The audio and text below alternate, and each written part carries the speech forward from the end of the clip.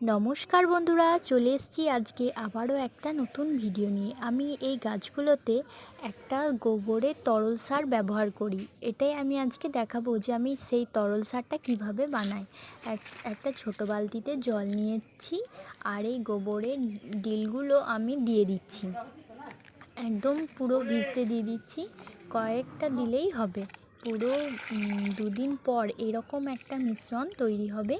তারপর এই জলটি একটা সাদা জলের মধ্যে মিশিয়ে দিতে হবে, পুরো পাতলা করে। একটা মাঝারি সাইজের যেমন বড় বালতি হয় সেরকম আমি 1 বালতি জল নিয়ে নিয়েছি আর দিয়ে দিচ্ছি 1.5 মগ মতো।